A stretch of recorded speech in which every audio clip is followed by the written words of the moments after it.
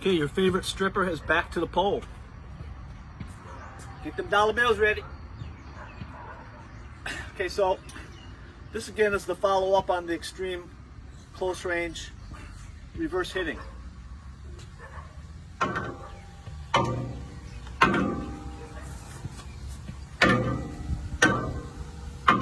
Okay, this also is a follow-up on what we did with the snaking in this direction, under and over the arm, and turning that into a temporary lock at the elbow or the shoulder. So this one is taking it up to the neck, but with that same snaking movement. And that pretty much concludes stick trappling / grappling. All right. And again, you could go into submission, but it's not how we really did it. We did it percussively and continued to strike with it and just put the pressure on temporarily in order to take down and to continue hitting. All right, so I'll start on the inside. So you have to understand again really that my check is on his arm. Okay, but since I have the pole, I'm going to use the pole initially as the touch reference for the check as well, but it's a false alignment, all right, because actually it's over here and there's still a little bit of space, but again, shoulder and head close enough for what you need to do. All right, so this one is the same thing. Once I get my hits in, 1, 2, or 3 of hits, right, the idea is to do this simultaneous pass. Okay, abanicos. But this pulls through now, okay? And this snake now, this comes around.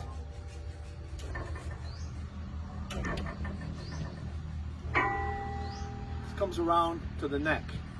Okay, I have to go through here. But now you can see what I have is I have his arm, and then this is around the back of his back, and this now is going across his face, his throat, or his neck, depending on how he turns. And again, once you do this, you're entering with a percussive strike with the inside of the forearm, and possibly also a shoulder pop again, boom, like that. We were talking about that chain of techniques before. Then this this pulls into a strike before it goes into a constriction. All right, so percussion plus constriction. All right, so let me back away a little bit more here. So boom, boom, right? Boom, boom, boom, boom, right? This is, I would step in this way, or I would push off of my foot to get that close range strike. And again, I'm under and over his arm, all right? And now, again, we talked about whether that was on the elbow or the shoulder, right? So now it's even deeper. You understand? So that's why you need your footwork to crash and create that forward pressure at the same time. Because you have the position, but at this longer range, it's on the elbow. A little bit closer in, it's on the shoulder. A little bit closer in, it's on the neck. Got it? Okay. Then, of course, the other one, where the attack comes on this side, it's the same thing. Okay, I'm going to disengage now.